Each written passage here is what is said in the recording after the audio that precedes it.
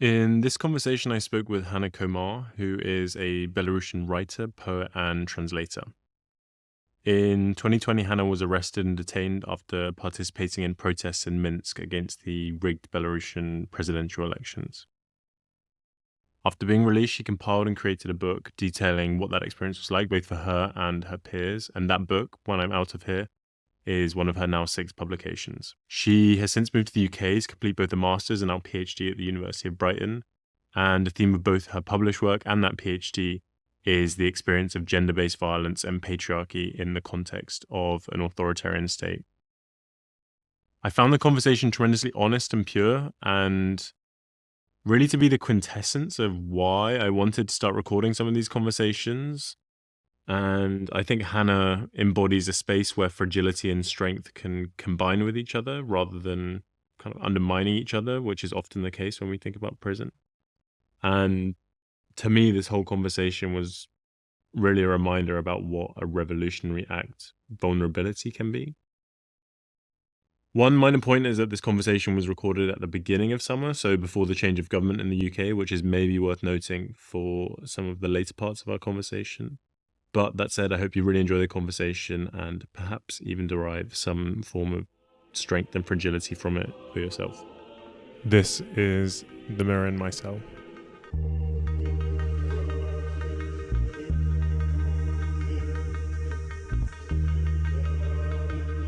So Hanna, thanks. It's super nice to be talking with you today. I'm really grateful that you have given us the opportunity to hear about your story. And it's the first time that I've recorded one of these. So I'm really excited to do this, basically. So thank you for letting that happen, and nice to see you. Yeah, thank you for inviting me and for this opportunity to share this story and talk a little bit more about Belarus. It doesn't happen very often. Yeah, not enough.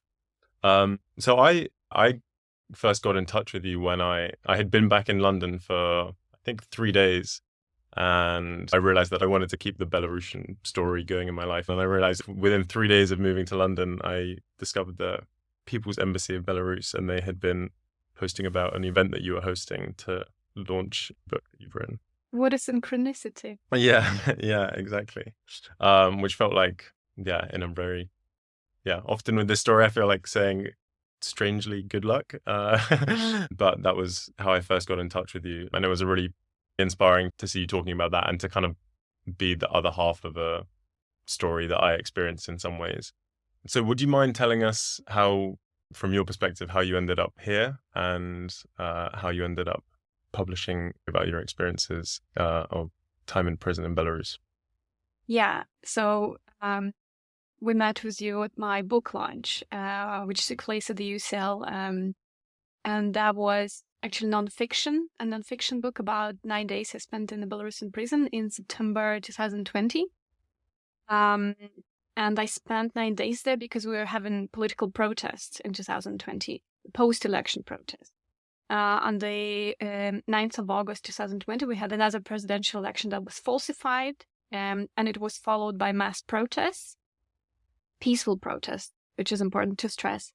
And I, just like tens of thousands of Belarusians, was detained and spent 9 days in prison. And I wrote a book about it, about my personal experience and about the experiences of other people who were either there with me or like my friends and relatives supporting me from outside the prison walls. But now I'm in London. I'm in London for 2.5 years, and I came in 2021. The protest didn't reach the goal, and the goal was we demanded another fair election, and for Lukashenko, the dictator, who's been in power now for 30 years, we demanded for him to step down, for all the political prisoners to be released from prison, because there are lots of them, thousands of political prisoners in Belarus now, and we demanded the end of violence, state and police violence, and unfortunately our demands failed.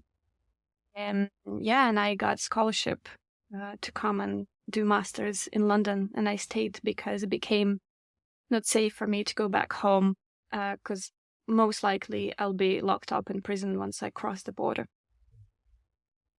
I think for me, it's really interesting to talk to you because even though we were in quite a similar situation. Mine was in some ways a very like individual experience because everything was so totally alien, whereas you lived an experience that was kind of, yeah, as you said, kind of like representative of one of thousands of people. And I'd be very interested to hear kind of what the build up to that process was like, because obviously it was a very sudden thing for me that suddenly I was in prison in Belarus, whereas for you, I'm sure you were aware of that possibility for a long time, and maybe going on the streets, you were kind of like aware of what you were getting into. What was the build up to the protest like, and were you aware that prison was a possibility, like as you kind of started to make those decisions in that summer? I was aware of the possibility to be imprisoned because I observed previous protests, political post-election protests, for example, in 2010, where a lot of people were also beaten up, severely arrested, and we were helping them, etc. And I had some friends who were also detained. So I knew what could happen and what you can expect from the Belarusian government and police. So from the very first protest that I attended, and it was even pre-election, but even the election night, the 9th of August, and most of us, we had this, what we called anxious bag, kind of. It means that I had a small backpack with warm clothes, with a set and like an extra set of socks and underwear, and some like basic stuff like a toothbrush and probably some snack in case I was detained. Wow. And a lot of us, so we were prepared. But you can kind of prepare to it in your imagination, but you can never really be prepared for it until you experience it. Mm-hmm. And you can never really know what it's like, not from anyone's stories, until you experience it yourself. So that when I was detained, that was a month into the post-election protest. And we had demonstrations, peaceful demonstrations, literally every day. And I was going to them every day. And even a few days before I was detained, I asked one of my friends to talk me through like role-play and interrogation, so that I needed to rehearse, to remember the laws and what to refer, what articles of what laws to refer, to kind of speak up for myself, to defend myself, to stand up for myself if I was detained. And she didn't do that. But I think I kind of sensed that it was coming. But some things just happen. Obviously, I didn't want to get to prison. But I had made some decisions based on my values. And my values were human rights and freedom of expression and freedom of peaceful assembly. And I made a decision to be an active citizen of Belarus, and together with the others, with hundreds of thousands of others, to fight for freedom, our freedom, and for our rights. So yeah, and that decision just naturally led to being imprisoned. Mm-hmm. So that's really powerful. Did it feel like then that there was one moment where you decided that you were gonna fight for Belarus and fight to be a citizen of Belarus, or was it just a series of small decisions that added up and took you to the place where you were being arrested? Well, when you live in a country and for years, well, since you kind of become an adult and really start understanding what's going on in your country, and when you see that a lot of things are wrong, and you see the potential, you see that things could be so much better, and the life in your country could be so much better, then obviously this is grown. It's like your political consciousness is grown, your social consciousness is grown. There was this kind of sense of euphoria in the Belarusian society in that summer. And you got carried by that wave. Yeah, so I become part of the collective force. And at some point, I think I even lost myself as an individual and became part of the collective. But the decision to take to the streets, it came very naturally during the election campaign, when I saw all those suddenly thousands and thousands of people who apparently shared the views that I had. And so when you see that you are not alone, this is very inspiring. Mm.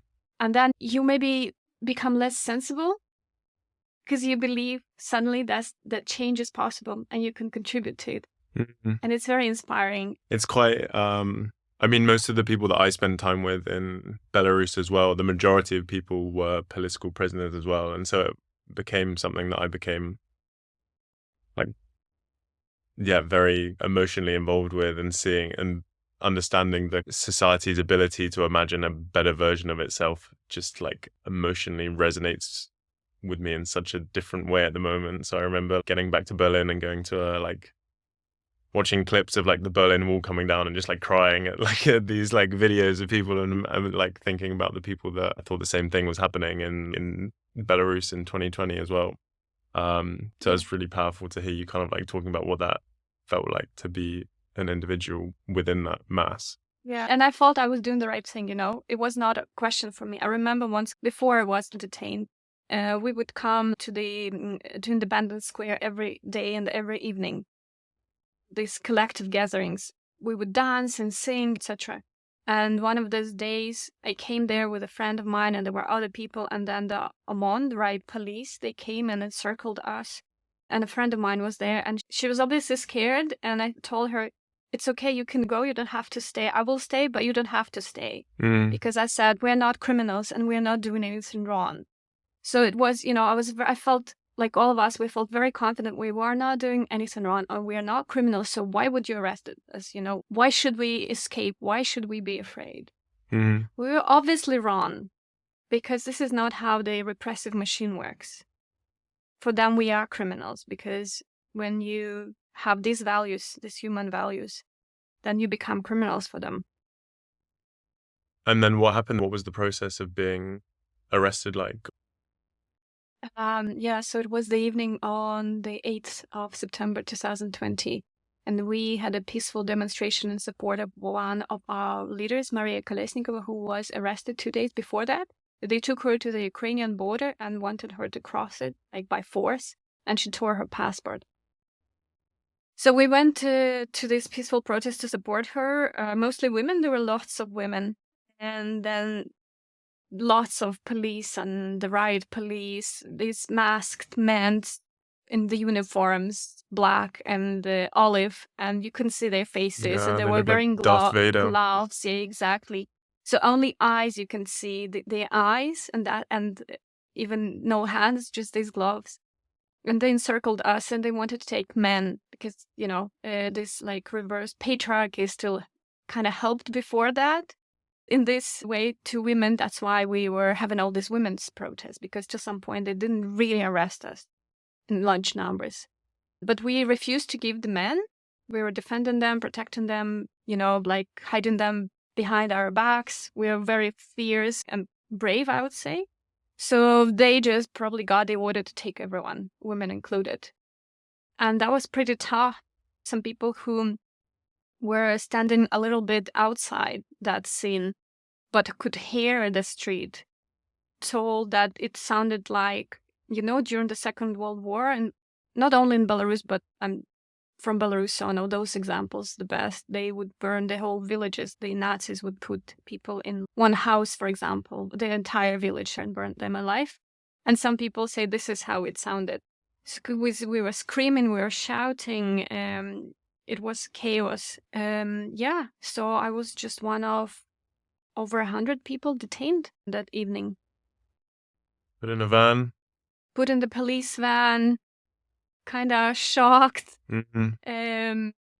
which is natural. And I think straight away my mind dissociated from the body to protect me. And then they brought us to the police station, like kept us there for the entire night, doing all these like formal procedures very slowly. And at 4 a.m., all sleepy, we were cold, hungry. They brought us to the infamous Akrestina prison, known for, this is where for the first 3 nights of the protest, August 9th, 10th, and 11th, they kept about probably 6,000 people there. Wow. Horrible tortures, happened. Like they kept 50 people in a cell for 8 people. Imagine. Wow. There's no water, or like maybe 1 bottle of water for everyone if they were lucky, no food. There was no air. There were rapes. They were raping women. They were raping men. It was blood. It was as impossible to imagine, but this was absolutely real. So in September, that was not happening anymore, luckily. But obviously, we all knew what was happening. And obviously, it was in the air. And I personally was afraid of being raped. That was probably my biggest fear. And so they brought us to Kristina. We spent the night there. The following day, there was a trial, so-called trial, because it is just a parody of a trial. It's totally Kafkian. It was done by Skype. So the judge was in her office, and we were in the prison, and by Skype, she had already all the verdicts prepared. Mm-hmm. And I got Thumbs down emoji. Yeah, and it's like, I kind of sensed that I would get that imprisonment term, not because you could be released with a fine. But I kind of felt like that's not going to be my case. But still, of course, I was hoping. And then when I heard 9 days, I burst into tears because it's just, there's so much tension built inside you because you don't know what's happening. That's a really, this anxious thing about being there, that you don't know what's going to happen. You have absolutely no power. You don't control anything except for your emotions. But sometimes even that is so hard to control. Yeah, and then they're like sending you from one cell to another cell, and then they transferred us to Rodina prison. This is another prison where I spent the rest of my term. Mm-hmm. Yeah, it takes me back a little bit. And I mean, you spoke about, hearing you talk about that, it feels like your status as a woman was like a big part of that experience, or it was as part of that process, it was clear that you understood yourself as a woman. What did you understand there to be a difference between how men were treated, or could you comment on what you believe to be unique about having been like a woman going through that process? There were several things. Well, one of the better things was kind of, we knew they were unlikely to beat us, the women, and they were still not used to so many women arrested, so they actually weren't quite sure what to do with us and how to behave themselves. But with men, they were obviously behaving in a more free way, and they could easily beat them, out of nothing. On the other hand, we were at high risk of rape because of the jokes they constantly made. That was constantly hanging in the air. And you never know, they just joke, they actually mean it. Like when we came to Rodina, the other prison, and there were 4 of us. We were standing faces to the wall, and there were these 2 young guards and the older guy who was like the head of, I don't know, department of the prison, I don't know. But like their boss. When you come to prison, there is an inspection. You have to dress down, like take off all your clothes, sit down. Like they need to check that. Yeah, it's very humiliating. But so we were waiting for the procedure, faces to the wall. And that boss kind of asked those 2 young guys if they wanted to inspect us themselves. And then he is like straight away, no, you'd better not, because they might like it. And then he is like, oh, I promise you a disco on Friday. It's like, Jesus, is that it? That's his coming. That's gonna be it. That's just a euphemism for something horrible. So those were the thoughts. And then as a woman, then I was trying to find a strategy, how to behave with the guards. I thought I should probably not be too loud, like not be very daring, not talk back to them, not be aggressive, but not be too nice either, not be attractive, to like do everything I could to not be attractive, because I really had that fear. Because they had the power, and you don't know what the limit of their power is, if there is a limit to their power. and who sets that limit. Yeah. And you were in your cell, you were with all women, obviously. What was that experience like? Can you speak a little bit about what life was like in the cell with those women? Most of us were detained on the same night, and we really would stick together because basically we shared the idea, So we felt quite close, even though we didn't know each other, and we were even of different age, very often, and different background, different professions. But we had a lot of very, I would say, even intimate conversations that you sometimes don't even maybe share with friends or family, because we're in that situation where we felt we'd better keep talking, because once you get silent, this is where the anxiety starts growing and comes back. But also it was such a feeling of sisterhood and solidarity among women, that every care package we shared. So we put all the food that we received, all the hygiene products, we put them all together, and everybody, each of us, we could be using them, and we were using them. We were reading books to each other aloud, sharing those stories, singing, supporting each other, trying to cheer each other up, or at least not to get sad or frustrated or desperate, because we appreciated that the others would then feel the same. To me, hearing you talk about that is kind of like the core of why I really wanted to record some of these conversations in some ways, because I think it, like, the perspective that I've found myself able to take looking back on mainstream society from that experience and from that place is quite profound. And so it was obviously Belarusian men, but hearing kind of on that evening in a couple of weeks ago when I heard you speak for the first time about the experience, it was clear that the sisterhood and the support was like a huge part of your experience.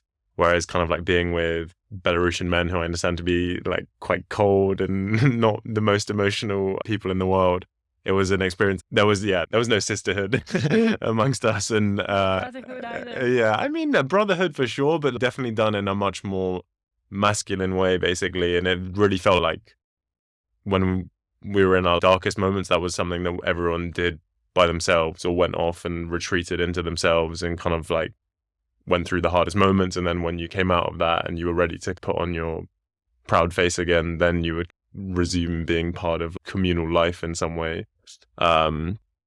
Which is, of course, we see parallels of that in mainstream society as well. I was kind of, having spent some time in Berlin and especially gotten like much more involved in like the queer communities, felt much more like comfortable being a bit more kind of like I don't know. I definitely wasn't the cold, like emotionless man. Like I definitely retreated into myself for those like darkest moments, but at the same time was much more kind of like open and wanted to talk about emotions with people and wanted to. I remember one day I tried to get everyone to do like a gratitude session and to talk about what they were grateful for, which didn't get the like warmest reception amongst my Belarusian cellmates, but was fully lifted from my kind of Berlin wellness life that I had from previously. You never know; it might have stayed with someone inside them. It's just that Belarusian, like, we are pretty reserved, and in those conditions, you don't even know who to trust, and you don't want to be sharing your emotions in prison when you don't, or you actually expect that you are here for years. And that you actually guess that someone in the cell is reporting back to the prison administration. Yeah. So you don't want them to know your weak spot, because then they will push those buttons. Yeah, that's a good point. And definitely that was, for me, one of the hardest things, because most of the people that I was with were kind of like preparing for multiple years in prison, basically. And it felt like it was a dress rehearsal for how you want to behave when you're in the colonies or whatever. And so people behaving in a way that they thought was how they should behave later, rather than just being like, we're just men in a room who can deal with this however we want, was for me one of the trickiest things. I felt to myself we had the power to deal with this situation however we want, however is truest for us right now. But actually lots of people wanted to live it in a much more strict and regimented way.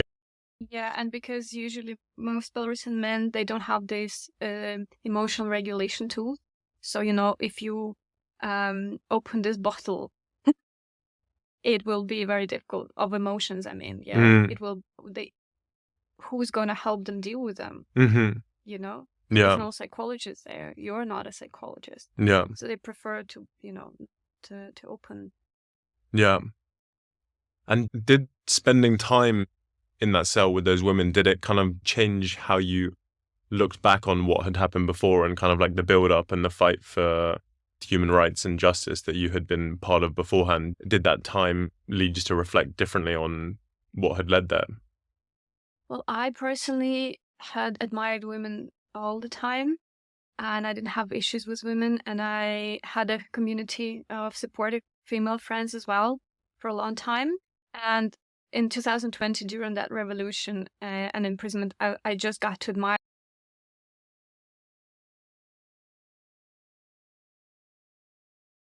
that support. I was learning how to stand up for myself even more and to stand up for the others. So all those amazing things I was learning. But there was a girl with me in my cell for a few days whose experience was different from mine. In her own words, the story that she shared for my book, she didn't have female friends really. She didn't really trust women somehow. She didn't feel too comfortable around women. She preferred this like masculine men, etc. Although she, of course, supported feminism and like equality. And then she told me that this prison experience changed her opinion about women. And she finally really experienced, not just as an idea, but with her entire body, experienced women's solidarity. And that was a game changer for her. Very powerful. And did you start to perceive the struggle differently? Did it feel like the stakes were somehow different? Did you ever think that you had made the wrong decision by having made the choices that you made? Definitely, I didn't change my opinions and I didn't change my stand. And I was a little bit scared. I didn't want to get to prison again. But like a week and a half later, I was back to the streets. Like all of us, basically, like most of us, And even when we were locked up in the prison, we were like, okay, if this is helping the revolution while we are here, it means that other people are on the street, So we are just occupying the space so they can't arrest other people. And we believed that by this, we were contributing to the revolution and to the potential victory. And so when I went out, I just continued protesting. And I continued protesting, like I attended like till the very last neighborhood march, because then from the first we had this massive marches with several 100,000 people, then maybe dozens of thousands of people every weekend. And then it became impossible to be getting together. So people started having smaller marches, local marches in their neighborhood, in their districts. And I was protesting to the very last neighborhood march. I just was probably becoming a little disillusioned. I realized that we were naive, that we believed that with that peaceful protest we could get rid of the dictator. And we could have, but for Russia's support of him and for the risk and threat, absolutely real threat of quite a lot of bloodshed supported, by the Kremlin and Putin. So that I realized that sometime later that we were naive, but still, we just did what we did and it felt right. And I don't think that we could do anything differently, because there is no such thing as going back to the past and changing it. People usually do what they're capable of doing. The incredible thing was the solidarity that I received from other people. I was there for 9 days, and when I was there, I thought everybody forgot about me. So when I received my first care package, I cried, but not because I needed all that stuff, but because that meant that, okay, they remembered about me. There are people who care about me out there. Because in prison, they want you to feel isolated, and they make you feel isolated. They make you by like depriving you of correspondence, not giving you the letters that people send you. They just like, so cutting any contact from with the outside world. They make you believe that everybody forgot about you. It's so easy. So I thought everybody forgot about me, nobody cared, but also I thought this is nothing, I was just there like many other people. I didn't do any special, and that is true. But there was suddenly when I was out, when I was released, and so many people came to meet me, to greet me, to take me home. And so many people were messaging me all those 9 days, some people every day from different countries, from around the world, different like writers, cultural organizations, human rights organizations also making these statements, sharing information. People were sharing my poems on the internet and like even spreading them on the streets, like sticking them to the wall. Wow. It was incredible. I just didn't expect that. And, I'm still grateful. I still keep going, although not as much as I used to. And what keeps me going is, survivor's guilt, that I'm not in prison, while a lot of my colleagues, at least about over 30 people of the word are in prison. At least 158 people of culture are in prison, political prisoners. I'm not. I'm here, so I can speak, I can write, I can study, I can develop my professional life, etc., career. So obviously I have the survivor's guilt that's driving me, and general guilt before those thousands of political prisoners and people who remain in Belarus, who stay in Belarus and can't get out even if they wanted. But also that the memory of that solidarity and support that also still keeps me going. Mm-hmm. Really powerful.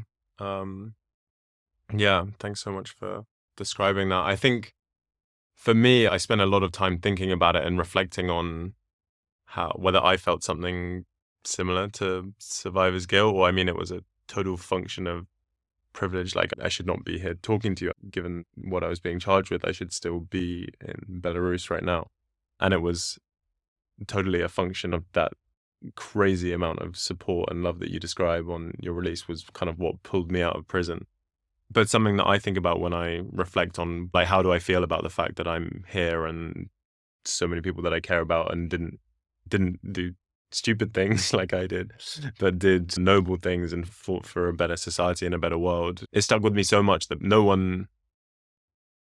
everyone just wanted such simple things in some regards. They were talking about their wives, they were talking about their girlfriends, they were talking about seeing their mum or whatever. And I think it felt like everyone was so happy for me that I was able to go back and appreciate those things as well. Because nobody should be there. Okay, proper criminals should, like Breivik or someone, but most of the people who are in Belarusian prisons, they should not be there. Even those who, there are a lot of people on this drug article, yeah, but for nothing really. For like a gram of marijuana, come on, for 8 years, you're in prison. This is ridiculous. Or some women who were, say, experiencing domestic violence, severe domestic violence from their husbands or male partners for like years and decades, and then they say kill the abuser in self-defense because they were defending themselves, and they children, for example, they're in prison, for like these huge terms. This all is so unfair. So unfair. And of course, none of the political prisoners should be there. Mm-hmm. No crime. There is no crime they did. Can I ask you how you feel? Obviously, now the United Kingdom's your home, and kind of for me as well at the moment. It's a time in the West right now where it feels like lots of people are very dissatisfied and angry at a system. It doesn't always feel like they know exactly what about the system, but it does feel like lots of people are upset. How has it been for you coming from a place where the system is so obviously so depraved and so evil to arrive in a place that has much more kind of respect for kind of human rights and democratic norms, but is still there's this discourse in society that people are angry. People seem to have forgotten in some way how nice it is and are starting arguments for no reason. It's about nothing, it feels like. How is that for you to be here? Coming from a dictatorship, I can actually sense immediately where the freedoms are being taken away. And in the UK, I've been observing that. And it's very obvious to me how your freedoms have been taken away subtly, but they are by the government. I think this is a criminal government. What they're doing is so dehumanizing. They're doing a lot of, they wanted to pull out from the Human Rights Council, is it? Yeah. Or so what respect for they don't really respect human rights. They just want to do what they want to do. They want to exploit people. They want to gain more wealth at the cost of people. They put in so many people in this country are in prisons, and the prison population is growing exponentially, and they're building more prisons, and they're proud of it. Mm-hmm. Who are they keeping in prison? Refugees? Mm-hmm. Really? Or people who are in less privileged conditions, who can't get proper support, proper psychological support, proper support for maybe their addictions, etc., etc. I don't get it. I think there are a lot of reasons for people here to be angry. Because it's a very capitalistic country, and I can see how, say, freedoms are also taken in education. I can see what's happening with higher education, how arts and culture are taken out of the curriculum. Mm-hmm. How departments are shut down, humanities, how they are devalued. It's claimed like a luxury. Only business matters, only money matters. This is quite horrifying, but also I was terrified when on the coronation day for the king, in the morning, the police arrested the activists who were protesting against monarchy. And I thought it was horrible.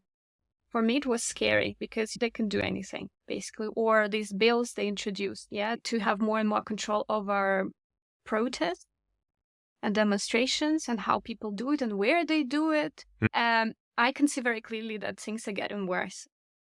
So people should be getting angry, and people should act. I don't know what are the possibilities here, but there are still possibilities. As long as there are still possibilities, people should be protesting and should be fighting for their freedoms not to be taken away. Yeah. I want to talk a little bit about the kind of art that you produced and the work that you produced that was, I guess, started whilst you were in prison, right? The kind of the seeds of your ideas for this book that was solely based on this experience, right? Did you know immediately that you wanted to process the experience through your art craft, through your poetry? No. So when I had been writing poetry before I got to prison. I had been writing poetry, translating, performing with poetry. So I was basically an established Belarusian poet. And when I got to prison, I was writing a diary because I thought, well, I should not be here, but I'm here. What I can do as a writer is I can write this down, write about, and then later maybe write a book about this experience, tell the others about this experience. Yeah. Although writing became very difficult for me in prison. Suddenly it's like I lost my words. I think that's because my psyche dissociated from the body because it was pretty traumatic and a traumatizing experience. But I forced myself to be making notes, to be writing at least something. And I wrote only one poem, but a good one. And that's how I had the diary, and I thought that I might turn it into a book. And then when I was released and some time passed, I realized that was not enough for a book. And also realized I could not write more about my own experience, that something got blocked inside me. It's like I couldn't go deep in that experience. It became somehow very painful.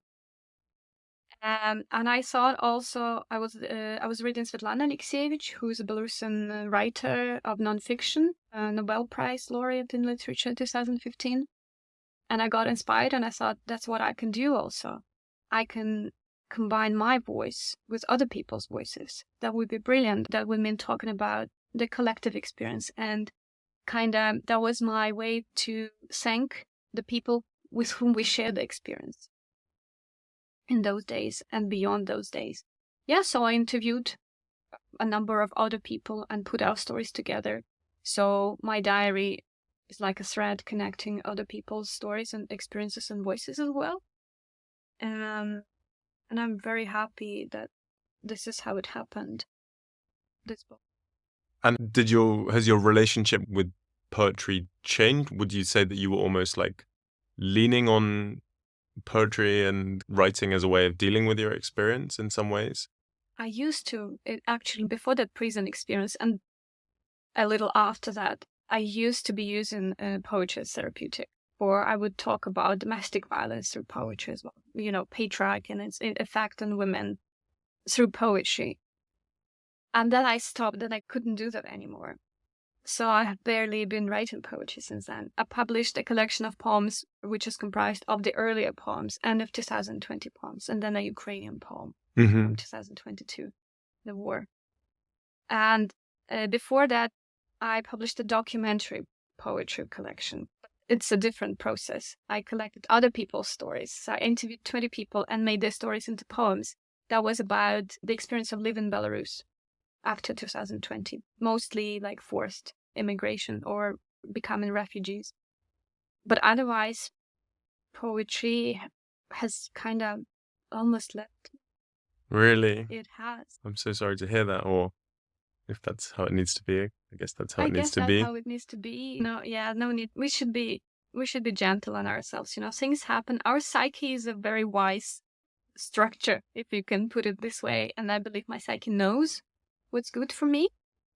So I'm trying not to push that and not to impose more violence on myself, because I don't think the world really needs more of my poems. And I can do another thing. Mm-hmm. And I think this is one thing that's really interesting for me as well, or why it's so nice talking to you, is because in some ways I feel like we're quite similar ages, and I feel like we're sort of asking ourselves similar questions about who we want to be in the world and what we want to contribute and what's an effective way to be ourselves and be vessels of the types of change that we want to see in the world. How did the prison experience kind of contribute to those questions for you in that journey of working out who you want to be and what you want to do in the world? See, the prison experience did change my life. It split it into before and after. And it was very traumatic. So it took me 2 years basically to overcome those just 9 days because of my other experience of domestic violence. They're very connected. So I think it's kind of influenced me in the way and my activities and my life in the way that now the work I'm doing as a PhD student, I'm doing a research about Belarusian women's experiences of domestic abuse and state violence, or broadly gender-based violence and patriarchy. And it was actually that moment of detention, when I was grabbed by this bull in black uniform saying, like swearing, grabbing me by my elbow, like dragging me to the police van. Or moment before that, when I actually fell and then stood up and was like a different person. And then I was talking about with my psychotherapist, and we found parallels of my childhood, how I felt as a child, in the situations of domestic violence. And that just brought me to the work I'm doing now. And I believe this is important work. It's important for the people in Belarus, because I believe that as a writer, I can help us process our experiences and maybe help some people understand what they're going through or how to deal with that, or even feel validation, because it is important to feel validated that your experience matters and it's absolutely real and you're not alone. So I guess I'm doing all those things. And although I cannot stop the dictator, I cannot get political prisoners and other innocent people out of prisons. I wish I could. I could not stop the war.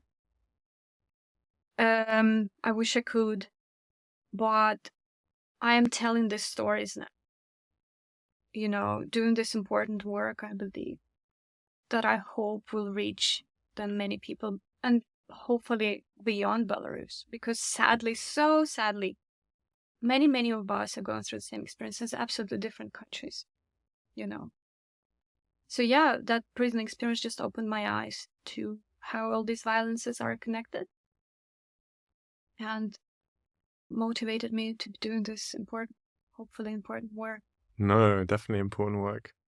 Hanna, thanks so much. Would you mind reading us one of your beautiful poems? You said it's a piece of your past, but I hope you wouldn't mind gracing us with hearing one of your poems. So this is the one that I actually wrote when in prison, and it's about that experience. In our prison cell, the four of us share everything. Liquid white and sticky ochre light. Bed squeaking, the cold curling up, the sun behind the thick window, fresh air from the gap between the window frames. Free trains rumbling, iron doors clashing, tapping against the wall. Lonely Belarus. Warm water in the shower, deodorant, a newspaper with crossword puzzles, the voice reading aloud. Thickened time, questions, curses, nightmares, and the very words, when I'm out of here. Thanks so much, Hanna. Thank you for helping share these stories, and hopefully they will maybe help someone or inspire someone. We will make at least a little difference. Yeah, absolutely. Thanks so much for coming in. Cool. Thanks for listening to The Mirror in My Cell. Consider sharing or subscribing to catch the thrice monthly conversations. Thanks.